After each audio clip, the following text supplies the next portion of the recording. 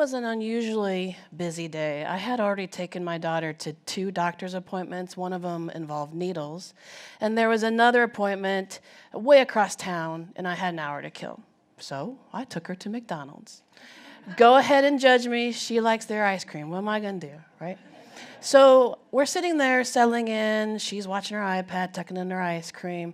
And I'm probably wasting time on Facebook, and I should probably be writing letters. But from the corner of my eye, I see this older gentleman walk by and stare at my daughter like she's a shiny unicorn. And I'm like, oh, that's kind of weird. A minute later, the dude comes by again, and he stops right in front of me. And he looks at my daughter, and he looks at me, and he says, is she smart? Is she smart? Who does that? Who goes to McDonald's and asks a perfect stranger, is your kid smart? Well, this is Sammy. She has Down syndrome. And in case you guys didn't know, just a quick refresher, Down syndrome is a genetic anomaly. She's actually a genetic overachiever. Us ordinary folk, we have 46 chromosomes. She has 47, and she has an extra chromosome. She has an extra copy on chromosome 21, which is why Down syndrome is also called Trisomy 21. So basically, she's an X-Men, and maybe her superpower will be shooting lasers when she hears dumb questions. So speaking of, back to McDonald's and Mr. McQuestion, right? This is my son. Don't worry, this isn't going to turn into the TED Talk on how to bore people with pictures of your kids. I'm using him to illustrate a point. Jack has ordinary number of chromosomes. He loves ice cream, eats it in public all the time, and he was with us that fateful day at McDonald's. So, what did Mr. McQuestion see? I see 2 kids eating ice cream. He saw a disability, not a person. And it never even occurred to him that not only would I find this question rude, but Sammy would find it rude. And the irony is that in his own ignorance, he questioned her smarts. So he's standing right in front of me, right? I can't ignore him because we already made the eye contact. And I thought about maybe making a couple gestures, but that would be rude. And I really was so tired. I didn't want to make this a learning moment on disability. So I just looked at him. I mustered up the best smile I could. And I said, yes, of course she's smart. Hello, my name is Cindy, and I have disability fatigue. And I'm not alone. There are about 1 billion people. I have 1 billion friends. They're out there, and they have disability fatigue, and you can be one of them. So what is it? The best way I can describe it, it's like it's an exhaustion that you feel it in your bones, and it engulfs your mind, and it won't shut off. And sometimes it makes your heart ache. So what causes it? This is fake data, so just look at the 2 parts that are bigger. There are 2 main parts. Managing the day-to-day stress and fighting inequality. And I'll get back to the fake data chart, don't worry about it.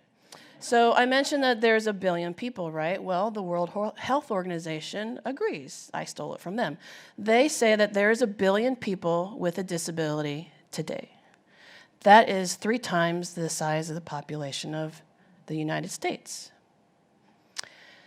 So how does this affect you directly? Well, here's the kicker. Only 6% of the population with a disability is born with it, like Sammy. Only 6% are X-Men. The other 94%, the overwhelming majority, you acquire a disability over your lifetime. And things like accidents that cause brain injury or spinal cord injury, if you went to combat for a country, stroke, dementia, Alzheimer's, cancer, globally AIDS, we are all vulnerable to disability and thus disability fatigue.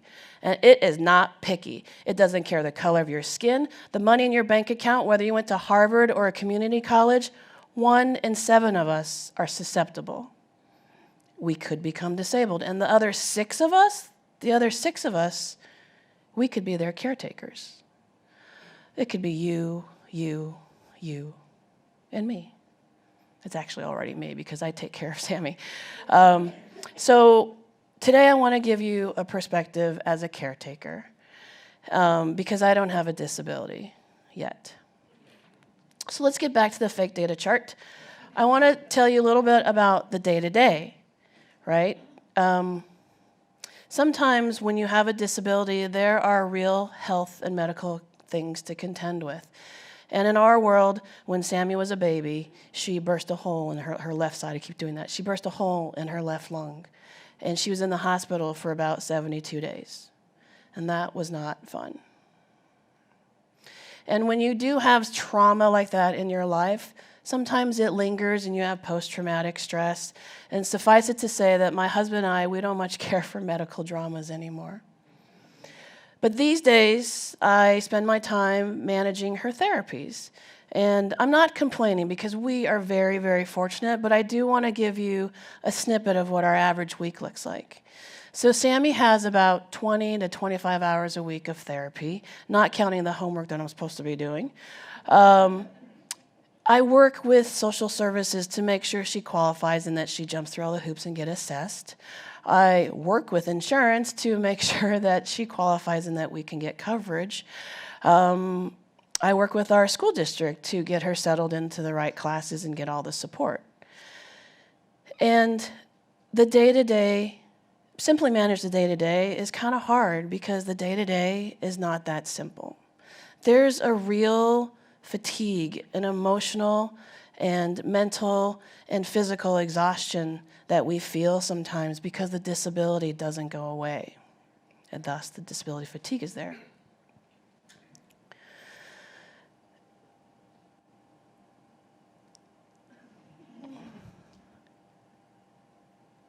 Okay. We worry about, I have anxiety. Actually, if I drop the ball, I worry that she'll regress. We worry who will care for her when we die. We worry if we're being fair to our son, Jack. And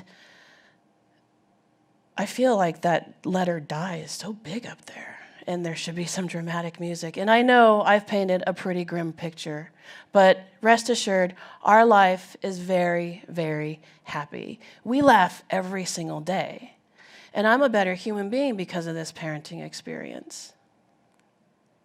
Now that is the face of a miserable kid. Sammy is happy. Her and her brother live a life worth living. And she rides horses every week. She sings, she laughs, she dances. She knows 2 languages.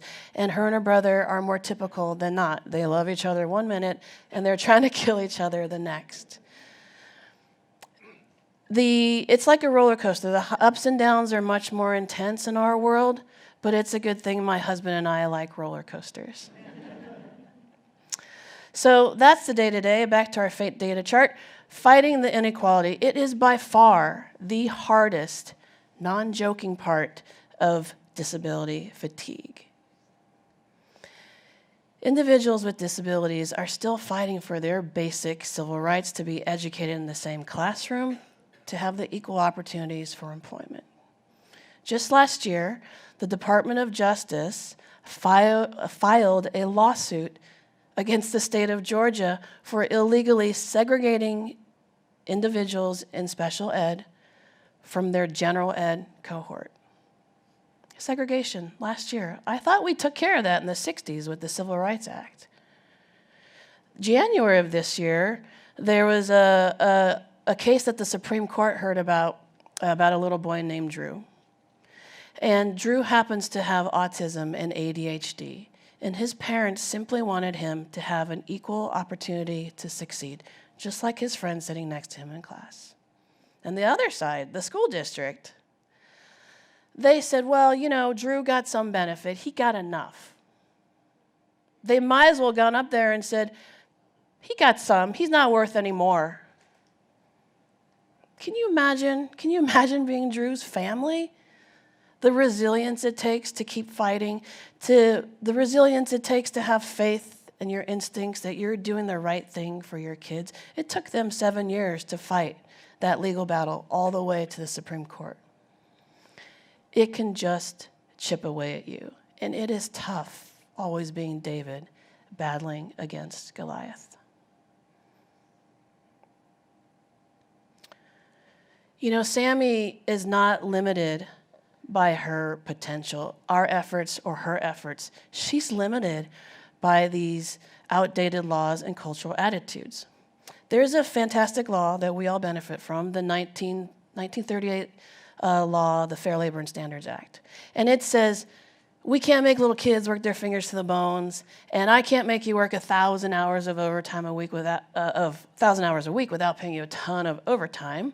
And there should be a minimum wage standard for everybody, unless you have a disability. Section 14C, if you want to look it up, says if you are a company that hires an individual with disabilities, you can pay them less than minimum wage. And when people say, Cindy, that's not the intention, you know what? I don't care what the intention of the law is. It is a fundamental inequality that has been allowed to exist for 79 years. And it is high time that minimum wage is a standard for all Americans. But this is what we're fighting for. We're fighting for minimum wage, and we're fighting for an opportunity to be educated equally.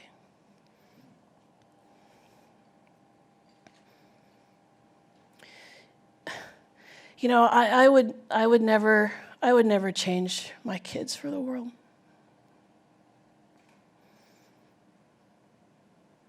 But I would change the world for my children. And it needs to change. I'm really tired of this bullshit. I'm tired of shoveling it. I'm tired that it exists, but I'm going to shovel it because it needs to shovel at one shovel at a time. And I don't want you to feel sorry for me, not 1 minute, because I don't feel sorry for myself, because we don't have time.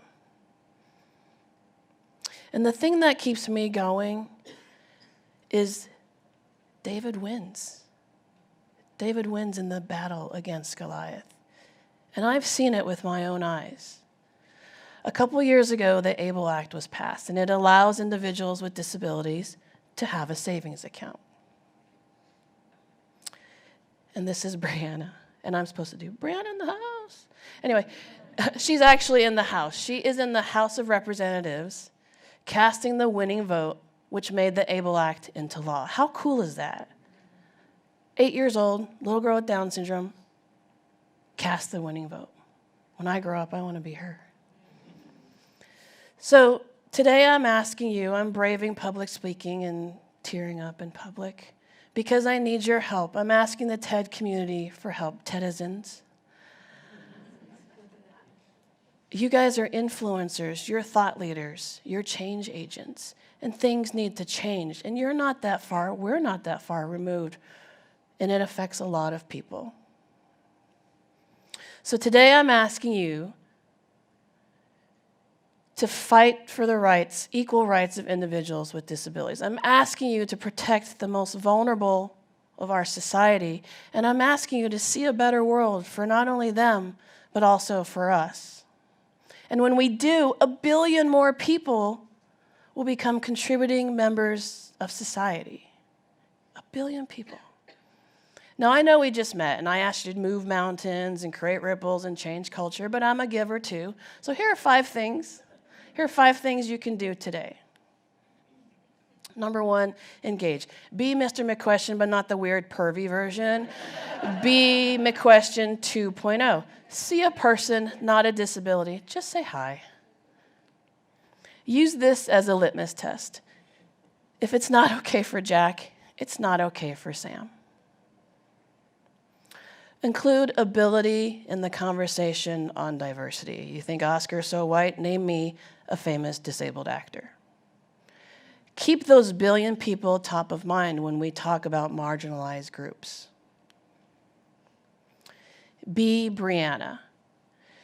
Know who your assemblywoman is, know who your congresswoman, your senators. Volunteer, just start on a one-to-one level, and things can change. I've seen it work, advocacy work, so get involved. And most importantly, believe. Believe that not only believe that people with disabilities deserve equality, and believe that once they're given it, they can achieve. And I leave you with this quote from Steve Jobs. What's important is that you have faith in people, that they're basically good and smart. And if you give them tools, they'll do wonderful things with them. Thank you.